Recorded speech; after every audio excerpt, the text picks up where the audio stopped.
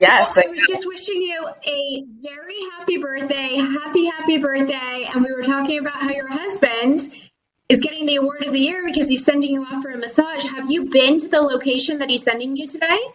I have not, and it's Watercourse Way in Palo Alto. Have you been there before? It is my favorite. Is it? Oh, yeah. You are in for such a treat, let me tell you. Are you doing any time, like any private time in the hot tub rooms? I believe I am. I will double check. I do have a 60-minute massage booked, which is my absolute favorite treatment. I do love facials as Oh, well, but there's really something about getting all your muscles oh worked yeah. up, Oh, and yeah. yeah, it's so glorious. So I'm really Oh, looking forward to it. And he's you're really in for a treat. This place is super special. For anybody who hasn't been to Watercourse Way in Palo Alto, I can't speak highly enough about it. They have the most, it's so spiritual and just a very quiet, sacred place. And they've just turned this little building really in the middle of downtown Palo Alto. It's like hustle bustle outside, and then you walk into this like sanctuary, and you're just like, oh, this is amazing. that sounds right up my alley.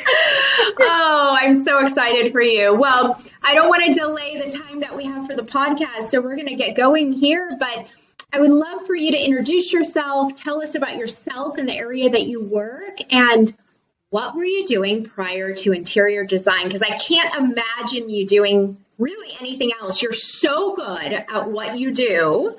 So fill us in, Jennifer. Tell us your story. Thank you, Olivia. I am just trying to keep up with you, and you just keep killing it every single day. So you are my absolute inspiration as being a mom for sure. Oh, thank you.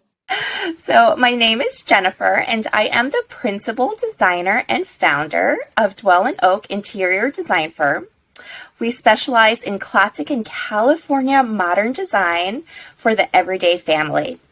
We serve clients locally in the San Francisco Bay Area and nationally through our virtual design services. Yeah. And you are amazing. Amazing. Like, I just praise what you do, Jennifer. I really, honestly, every time the Instagram post pops up, I'm like, what is Jennifer doing? What's Dwell and Oak showing? Oh my gosh, your stuff is so beautiful. What were you doing prior to interior design? Yeah, I mean, that's a loaded question because I think if some of us know me, I have had quite a few quote unquote lives before I started Dwell and Oak. So before this, I worked in marketing for over 8 years in the luxury beauty industry. So I am from New York. And so when I was living in New York, I worked for large beauty companies such as Shiseido and Clarins, and I helped create their marketing strategies for new product launches. After that, I built from the ground up a fitness franchise, and it was a kickboxing studio in Park Slope, Brooklyn. And I ran that for 3 years before becoming a mom. And so my mother passed away when I was around 27 years old. And unfortunately, I was able to, with all of the grief and the stress that comes along with losing your mom and my father, I was able to take that energy and put it into kickboxing. And that, what helped me get over my grief and some of the challenge that I was having. And so that led me into opening up my own fitness kickboxing studio because it had helped me so much in regards to my mental health, my physical health, and also spiritually as well. And that was a huge business and learning curve for me because we had over 400 members at a time coming in and out of the studio. It was super busy. I am really proud of this business because I was able to build a very tight-knit community and was able to help so many people get through some of their challenges in their life.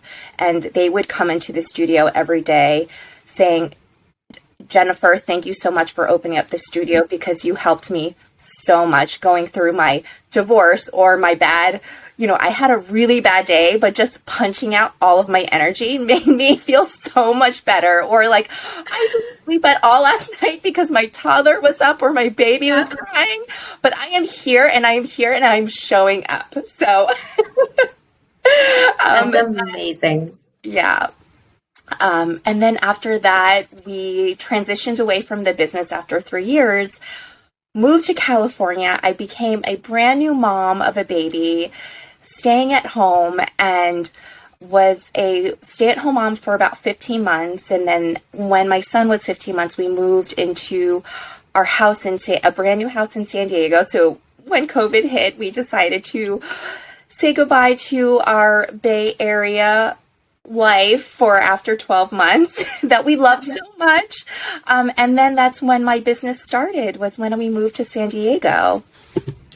Yeah. And what a remarkable set of jobs that you had prior to design. Like you said, it was really so different than anything you're doing right now. One of the things that just struck me when you were sharing your story is anytime somebody really sets up a successful business, it's built on their own reasons as to why to build that business. And normally it's not money driven, right? The money follows, right? But you built that boxing franchise simply because you needed your own outlet for your own grief. And you knew that that was going to help other women, other people. That's amazing. And my condolences to you for losing your mom at such a young age. I am 40, and I really think more now than ever, like, gosh, what would life really be like without my mom, right? I'm so fortunate to still have her around. So it's really amazing when I see people, but especially women, take challenging times in their lives and use that as a stepping stone in their life to achieve bigger and better things. So congratulations for doing that and not allowing yourself to do the opposite, which so many people do as well. I remember when you moved to San Diego, because we met back when I started the Mompreneur group with Elise, which is now over 3 years ago. And you were a brand new mom, as I was at the time. And we were just kind of trying to find our way. Like, we had these little human beings we were responsible for and trying to find ourselves again. Really, like, that's so hard, right? I know. I constantly, I know, right? But this is the shit people don't talk about, right? It's like moms, whether you're working full time right out of the gate after having a baby or a stay-at-home mom, we're all on the same journey of trying to find ourselves again, especially after the first time of giving birth. Like, it's so emotional in so many different ways. I remember watching you move to San Diego, saying goodbye, and then watching you build this business, the Dwell in Oak, and taking the house you moved into and turning it in to one of the most amazing spaces you've ever seen. Like, I was shocked. I was like, how is she doing this? And it was done just with such grace. And it was like done without being like, I'm starting a business and here it is. It was more like, here's my story. Like, here's my journey. And look at how far you come. It's amazing. So what happened in San Diego when you bought that house? Like, what was it inside of you that like lit that fire of, oh my gosh, I have this inside? Yeah. So ever since I was little, I was always very mindful of how much your environment affects the way you feel. My home growing up, we had dark purple carpets with light green and yellow walls, and it was and it was my parents' home, and it was a very comfortable, warm, and cozy home. But I always remember every single day is, what if I can just have a little bit of money to change this space for my parents, right? And at that time we didn't understand the value of interior decorating or interior design. We didn't have the money to invest into redoing our home. But I realized, how important it is to make subtle changes into your space, because we all work really hard for what we work really hard every day. And I feel like every family deserves to have a space that feels cozy, that reflects your personality, but is also really functional for your family. And for me, there is such a big difference when you walk into a home and it may not be of the aesthetic or even the style, the functional. It doesn't even function the way you want it to, and how much it affects the way you feel. So you walk into someone's home, or even in your home, you have to really think about how you want to feel. And so for me, I want to feel relaxed. As you know, as a mom, Olivia, we have toddlers running around and we have kids running around, whether your children are 3 years old or 10 or 17 or 22. Every adult deserves to have a beautiful space. And for me, my goal is, most of my clients they do have children that are under the age of 17. I attract a lot of families that have younger children. For me, my motto is, what we eat, sit, or sleep on should be our biggest investment. So what does that mean? That means that we should invest a little bit more money in our sofas, in our bed frames. There are ways to achieve this bright and airy look, or this beautiful living room or bedroom that you dream of, even with young children. There is no reason why we should sacrifice our wants and the way we feel because we have sticky fingers all over the house, or dirty cleats from soccer practice all over the house. And there's ways to do that through performance fabrics and really diving into what the construction of a sofa is like. And there's ways to that's why interior designers are here. And so we are here for professional advice to curate the room of your dreams, even if you have a dog, a pet, or young children. And I love that, Jennifer. I mean, it speaks to me in volume. I bought our house 3+ years ago now. And for the first couple of years, I'm not joking you, I lived in a house that had my divorced parents' furniture that was sitting in storage because I didn't want to move my 20-year-old black leather couches into my house that I just bought, that I bought when I was in my 20s. And so I had this just oversized, hideous couch and love seat that my mom and dad had in their home for many, many, many years because it was sitting in storage and it was free. And I was in the mindset of, I have to get my savings back to a comfortable level because I just spent everything on a down payment, right? So it was like, I can't furnish this house.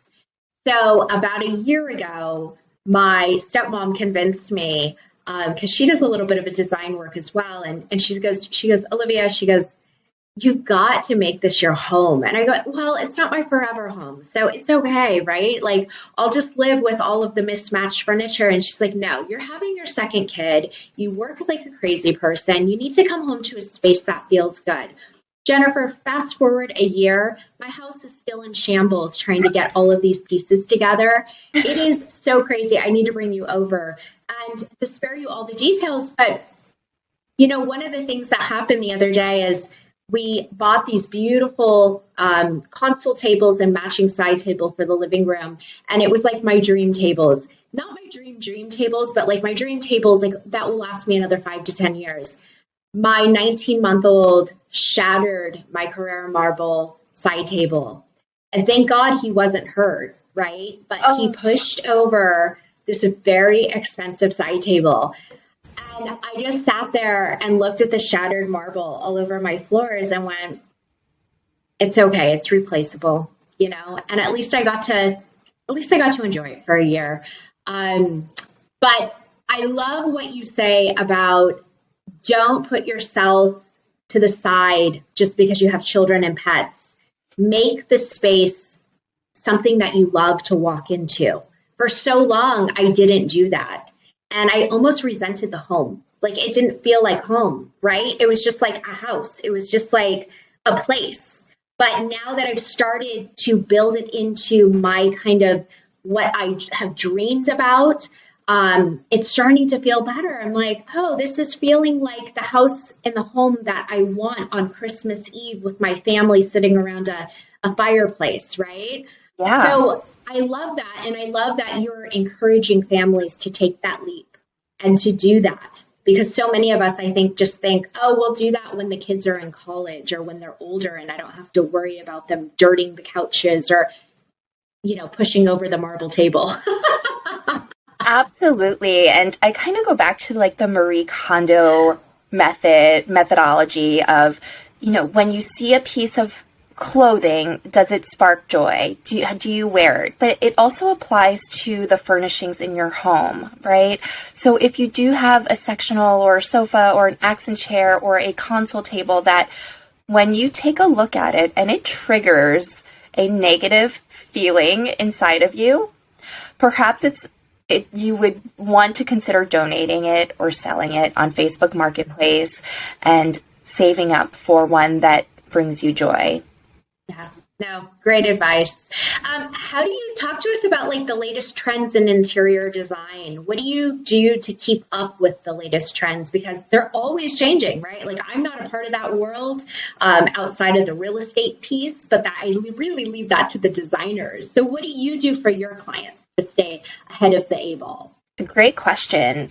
There's definitely a lot of inspiration on Pinterest and Instagram nowadays, but sometimes it can get flooded with so many different it can get really overwhelming once you go down the doom scroll of Instagram and go down this rabbit hole. And I think that there's definitely a time and place to find inspiration on Pinterest and Instagram, but most interior designers find inspiration and stay on the latest trends through what we call furniture markets. So there's quite a few every few months throughout the year. The largest ones are one I just went to last weekend called High Point Market, and it's based in North Carolina.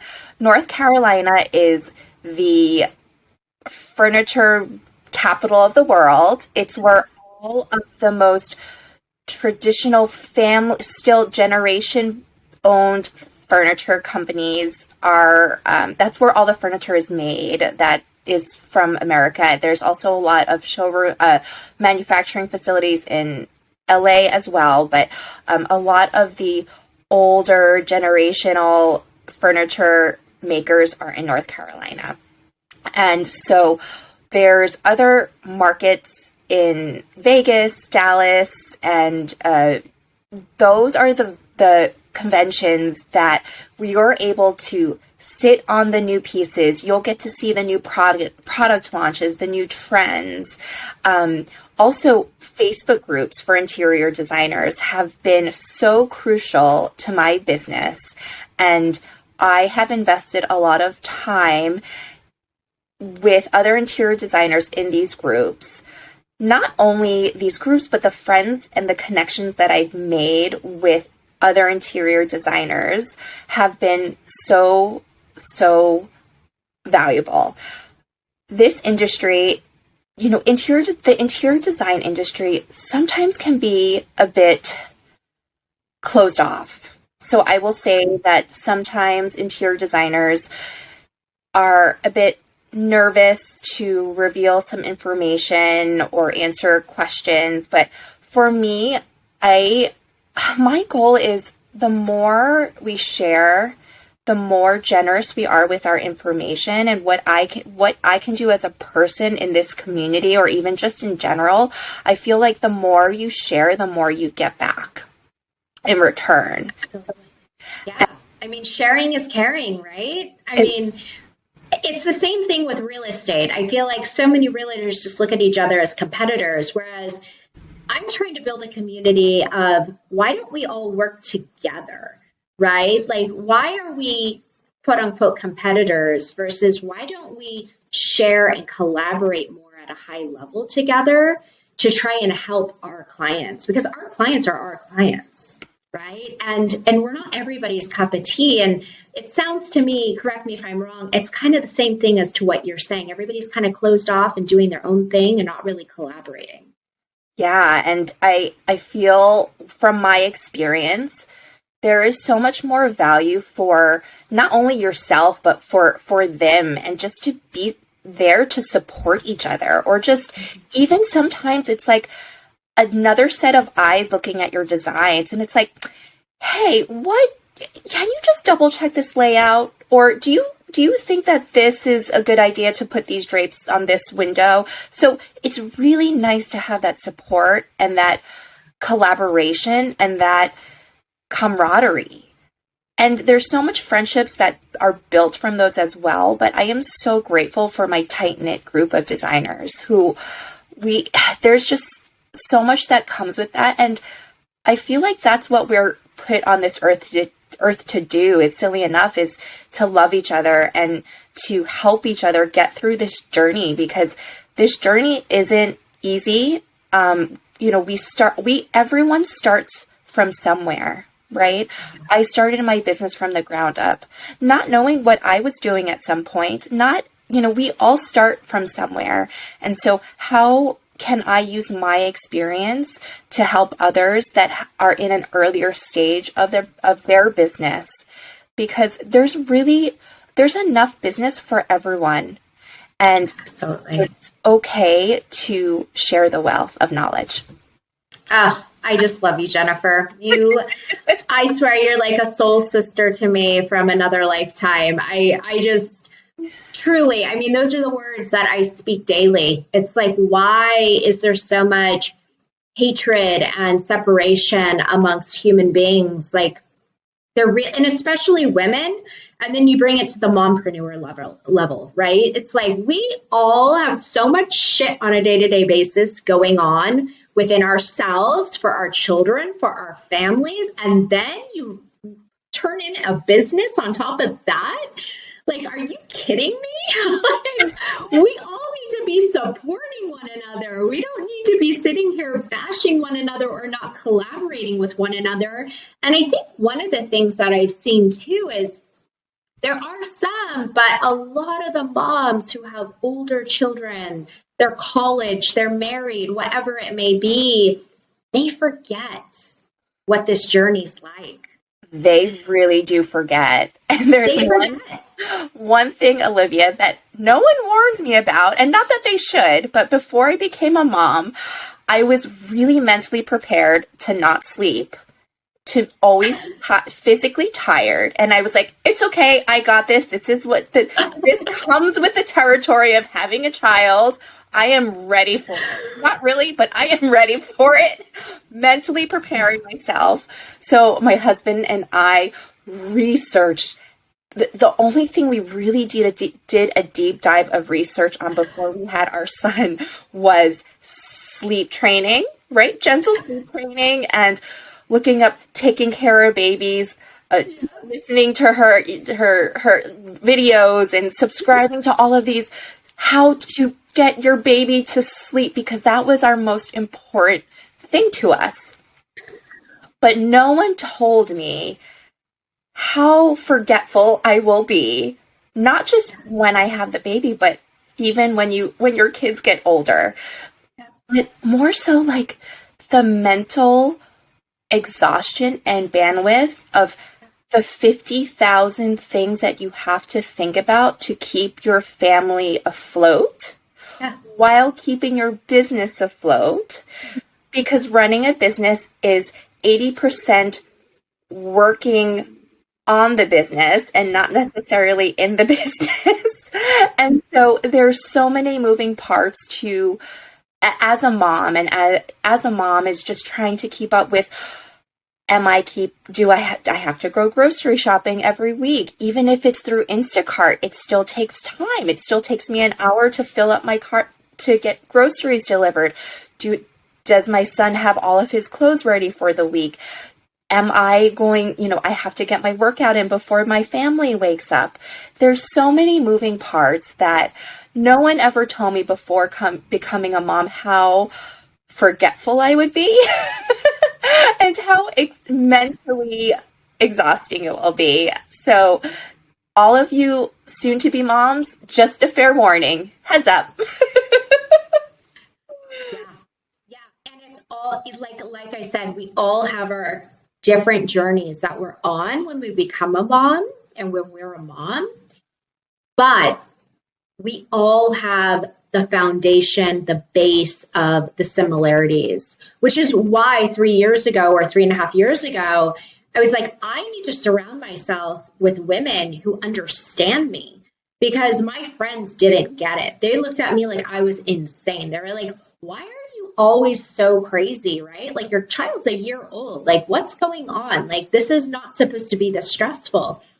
And then it clicked. It made me realize very quickly, they don't understand me.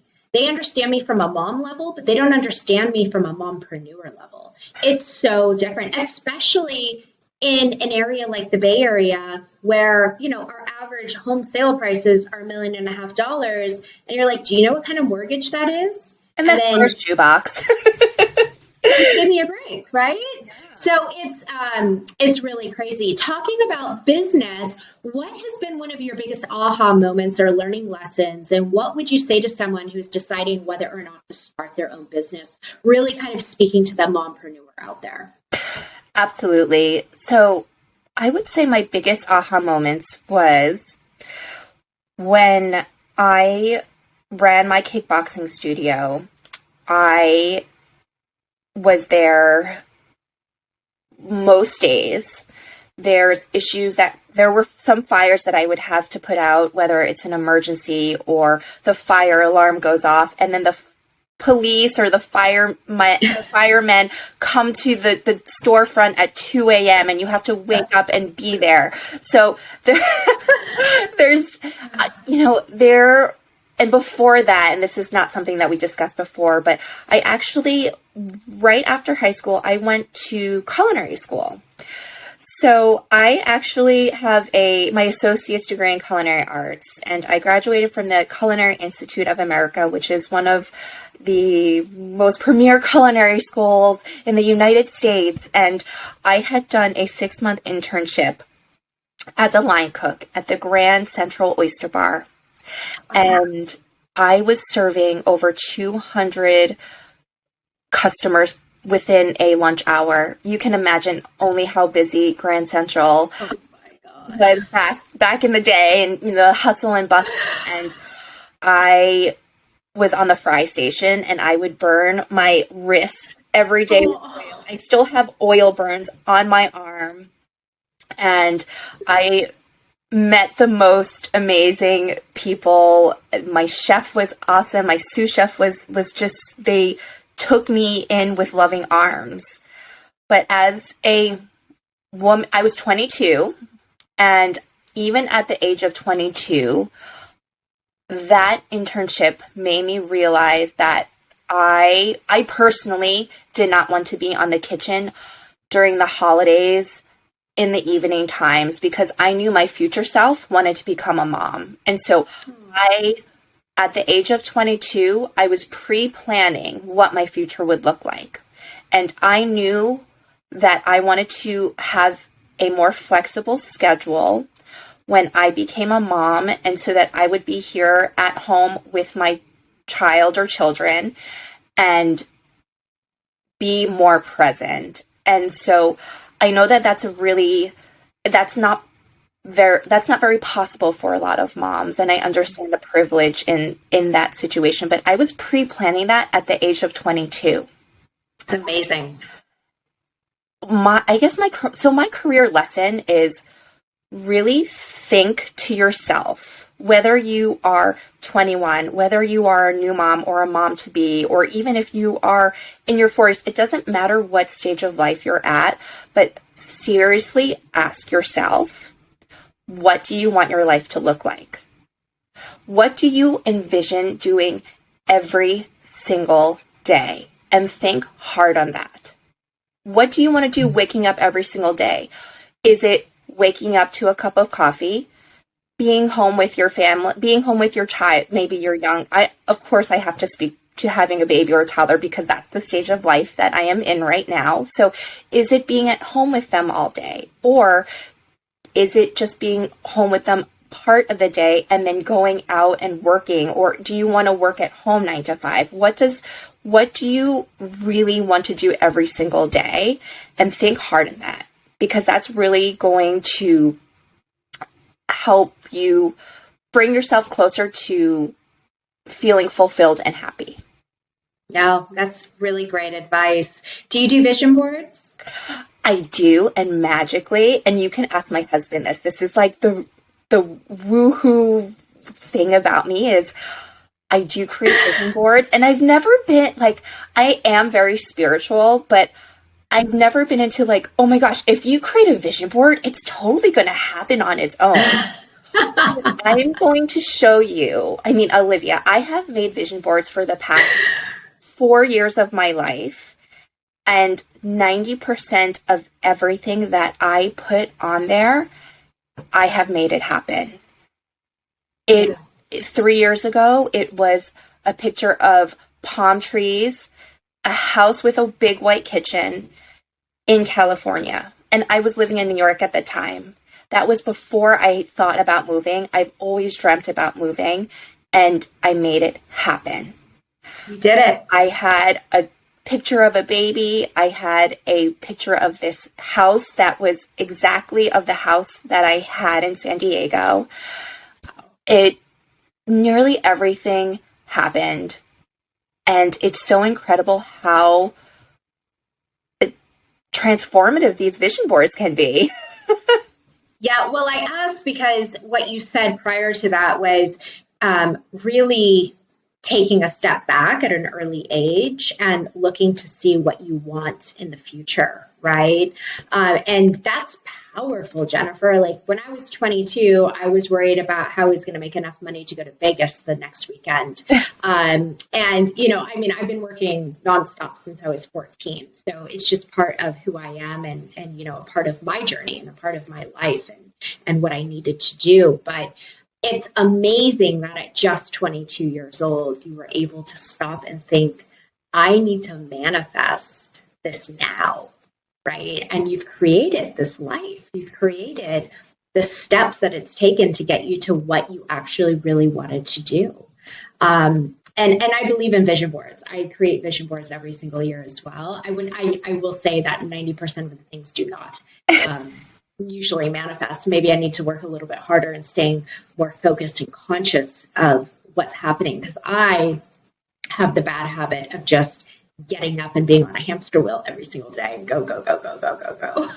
And Olivia, I think it's really important to mention that we shouldn't put so much pressure on ourselves with like, I also create a vision board annually around New Year's, right? And yeah. I'm not a big believer on New Year's resolutions because we all know how that goes. Yeah. But for me, I think it really is putting it out there, putting it on paper or using Canva or PowerPoint, or it's a digital vision board. It doesn't have to be cut out from magazines, right?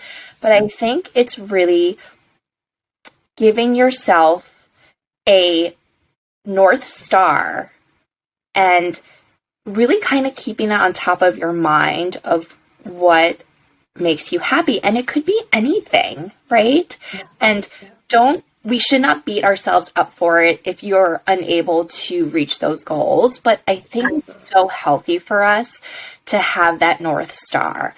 And even when I was 22, my learning lesson here is really think about what you want to do every day. And even if it seems like a far off idea, you want to start $1 million coaching business, for example, you can get there and you are able to achieve anything you want to do. Spend 30 minutes a day. You know, as moms, 30 minutes a day is a lot, right? Like, just to even spare the 30 minutes before your kid wakes up or after they go to bed, you have to think about, are you a morning person or are you an evening person? I'm so done by 8 p.m. Once I put Luca to bed, I am in bed and my husband is like, are you going to sleep already? I'm like, yes, I have to wait. Yes, we're waking up at 5 a.m. Yes, I am in bed by 8 p.m. So for no judging.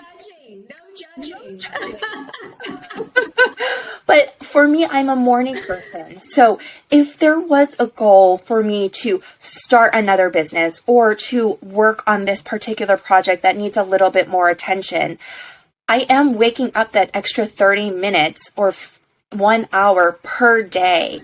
And that extra 30 minutes adds up to 4 hours a week. So 4 to 5 hours additional that you will get to start that side hustle that you wanted. If you are not happy in your current state, take that 30 minutes or 1 hour per day before your child wakes up or after they go to sleep to work on that business, whether it's listening to a podcast, doing research, reading a book on how to get started on that business. Make that time for yourself and take those baby steps. It can't all be done in one day or 1 month, but you'll get there if you just allocate a small amount of time each day. No, that's beautiful advice. And don't give up, right? And just continue to move forward, because I think one of the things that happens is we'll take a little bit of time for a certain amount of time and then we don't see the results. But every single day, if we're just spending, like you said, 30 minutes a day, every single day, whether it's to write in a journal, to do a little bit of education for ourselves, to talk with somebody about their business, whatever it may be, all of those things are going to add up. And one day it's all going to come together. So I truly, truly believe that. I want to go back to Dwellin Oak really quick, and I want to talk to you about the moms who are listening to this and thinking, I really want my home to look better. Talk to us about, say, your top 5 favorite services that you provide to families, and tell us what sets you apart from other designers in the field. I don't like the word competitors, so I'm just going to say other designers. Absolutely. And I feel like you mentioned, I think I'm here to support other designers as well. And there's room for all of us, but that's right. So I work with clients locally in the San Francisco Bay Area and also virtually. I love both of these services. So I offer a few services, but those are my 2 main ones. I love both services because I do get to see, for those that are local, I love going into their homes, talking to them about how what they need and some of their challenges. And I love helping them solve their issues and kind of coming in like this, well, I can't ever compare myself to Mother Teresa, but this hopefully like interior design goddess that kind of helps you solve your challenges so that you can feel really good at home. So I would say I have a very streamlined process for both virtual design and also full service design locally. So my virtual design is also my favorite and most popular design. So what is that exactly? So it doesn't matter if you live near me in California or if you live in Indiana or New York, I am able to help you transform your home from going from meh to amazing. I have a very streamlined virtual design process where I use this one design program. It's called Design Files. Shout out to Design Files because I love them so, so much. And I am able to obtain measurements, pictures, and a Pinterest board from clients, no matter where they live, and take all of those, create a floor plan so I can show my clients how large the sofa should be, whether they should have an L-shaped sectional or an accent chair on the side, how large the rug should be. Are there any architectural details that they need that need to be put into consideration. Then the next step of that virtual design process is then once I have the floor plan, once I understand what size furniture or what types of furnishings or window drapes they need, then that's when I start to source all of the pieces that they need. They are able to see a 2D design board through this design program. They'll able to click the links to everything that they need to purchase. What my motto is, like I said before, is what we eat, sit, or sleep on should be our biggest investment. So perhaps that's a better quality dining table mixed with high and low, decor from Target. Yeah. Then you're investing most of your money on a bed frame or a sofa. And so for me, I am able to show my clients what their design can look like, and they're going to know that it's going to be able to fit into their space. And so it's not a 3D rendering, but the 2D design boards do help my clients get an overall visual of what the aesthetic is going to feel like. That's awesome. Yeah, and it's what sets me apart is my knowledge of not only how to put a room together, so to speak, but I really do listen to my clients' needs and how they want their family to function in the home. So most of my clients, like I mentioned before, have kids under the age of 17. So this means that the flow of their space is really important. Where do they drop all of their bags or the backpacks or their shoes right when they walk in the door, right? Is it through the garage? Is it through the front door? Where can they have that drop station that can stay somewhat organized? Do they have toddlers with sticky fingers or boys that drag dirt in from their soccer practice? These are all things to consider that I take into consideration in what materials are the rugs made of? What type of material are we going to have on the sofa? Is it going to be a swivel chair so that we can make a living room more multifunctional so that it can act as a formal sitting area where we can have a conversation with our friends and family that visit? And then when it comes to TV movie watching, they can just move the swivel chair over to face the TV. So these are things that I put into consideration for each and every one of my clients, whether they're virtual or full service locally. I put in the same due diligence and effort and research with my virtual design clients just as much as I do with my full service clients. I love it. I love it. And you're very popular, Jennifer. So I've heard through the grapevine that you are completely out of commission for the rest of this year, meaning nobody can get on your calendar, and you're taking clients for 2023. Is that still correct? That is correct. So I have just recently opened up my 2023 calendar for full service and virtual design clients.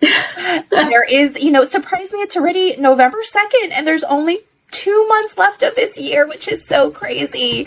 So I am open for business 2023, and I am ready to take on virtual and local design clients. That is so awesome. Well, congratulations on really ending the year with a bang, because I know that you've been kind of closed book for about a month now. So it's not just like this just happened. So really, congratulations. That's so amazing. Before we leave, I want you to tell me 3 fun facts about yourself that people may not know. I used to be Candy the Clown and used to be a children's birthday party entertainer. Oh, Candy the Clown, I know that sounds a little, but I was a clown and that was all. And so I would show up to children's birthday parties on the weekends. I was in college. No, actually, I was in high school, and I know how to make balloon animals. Oh my gosh! I'm a very poor face painter, but I did it. And I used to dress up as Elmo and SpongeBob, and I know how to make killer cotton candy from the cotton candy machine. That's amazing. Are you for hire? because I might need you at my kid's next birthday party. That might be the next side hustle where I have to focus 30 minutes a day on, but I can definitely do it. The second thing is I am an amazing salsa and bachata dancer. I grew up in New York City, where it was a very diverse Latin community, and it's my absolute passion. And you can see me on the dance floor. I don't drink alcohol. So that's my third one, is that I don't drink alcohol because I am allergic to alcohol. You're allergic to alcohol? All alcohol? Oh, so like hard wine? Wine coolers will set me, like, I don't even get drunk, Olivia. I know. It's so sad. Oh, that's crazy. That is crazy. Now I really commend you for being a mom, because I have to tell you, red wine goes a long way when you're a mompreneur. I wish I could drink, Olivia. That's for sure. I think I would be a better mom. But those are the three things. And I never drank growing up or, in my younger 20s, but I will be the first one to hit the dance floor. That's amazing. Okay, so now you have to see video clips of you dancing, because if you're saying you're an amazing dancer, I mean, you must be a showcase. So I'm going to hold you to it. I'm going to hold you to it. I want to see some video clips soon.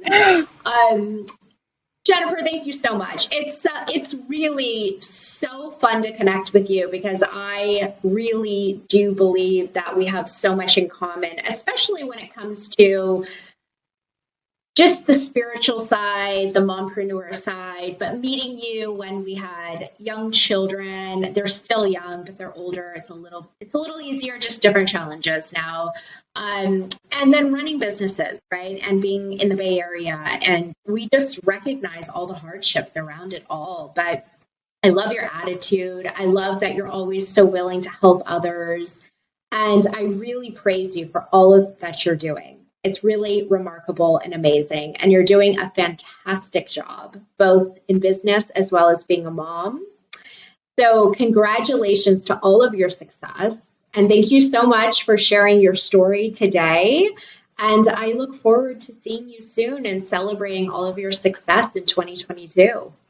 Thank you so much, Olivia. I am so grateful to have met you and all of the people that you and moms that you've also brought into my life, and all of the connections and friendships that you've helped me foster in the Bay Area. And it makes me truly feel like I am home. Oh, that's so, so wonderful. Well, we wish you and your family a wonderful holiday season. And I look forward to using your design help as I continue through this madness in my own life, in my own home. And one day, I will see my house completed. I will help you, Olivia, for sure. I'll invite you over for some tea. Thank you. I would love that. Okay, Jennifer, have a wonderful holiday season. Thank you again for your time today, and I look forward to seeing you soon. Thank you. Same to you, Olivia. Speak soon. Bye. Bye.